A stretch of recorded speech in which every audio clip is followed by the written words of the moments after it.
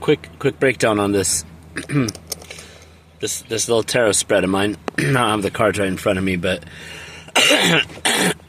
excuse me, throat attack. And try and do it a little bit intuitively. This deck is this is from the Storyteller's Tarot, man. It's so different from most decks.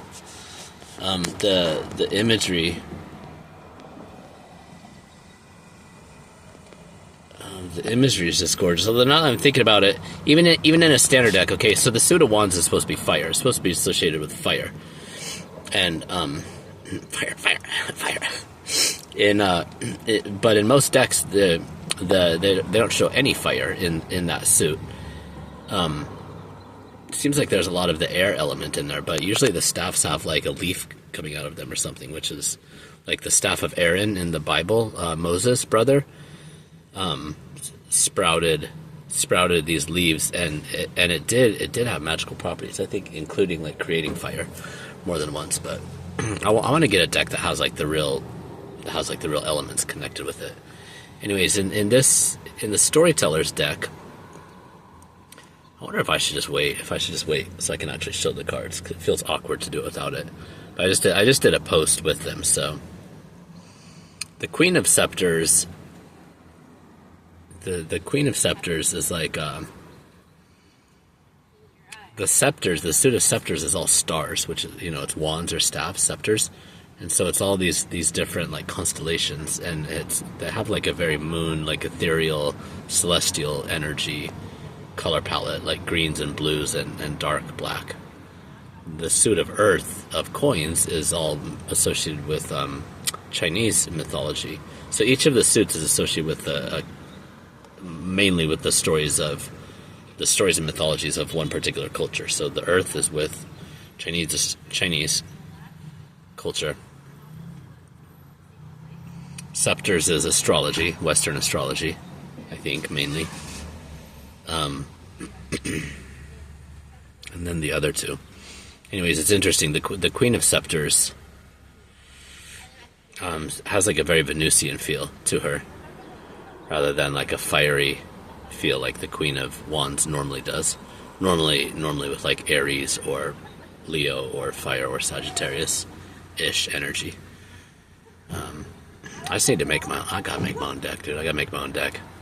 There's just too many things that don't line up for me in standard tarot and in most decks. Should I just cut this out? Am I gonna go through the whole thing? I'll go through it a little bit.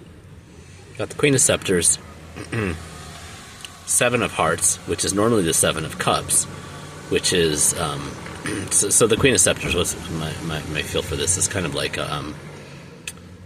I get like a Libra vibe in a sense. It's like a celestial kind of ethereal Venus vibe, feminine energy. It does feel like a deeply feminine card energy in this one. The Queen of any suit is like the mastery of that suit or energy. The King and Queen being like complementary, sometimes with slightly different characteristics, but usually pretty similar. Pretty similar. It's the Queen of Scepters. Yeah, creative, Venus, ethereal, celestial, powerful. I gotta go through and just read all the things from the whole thing. I've had the deck for a little over a month now, and I'm jumping so many fucking timelines right now. It's a lot to keep up with, and I'm in grad school. Yeah, it's a lot. Situations. Life situations and things and such. Anyway. Seven of Hearts, which is Seven of Cups, usually is like associated with like Scorpio and Pisces. Scorpio more, I think. But it's like it's got seven cups with all these different images, and there's usually there's a little castle in one, and a dragon, and like a bag of jewels spilling out of one. There's like liquid in one of them. There's like different stuff. It's like when we're lost, when we have like too many choices, or we're like just lost in the sauce, and it's kind of a card of confusion or illusion. Usually usually internal. It's usually like a not self-imposed, but like an internal process kind of thing.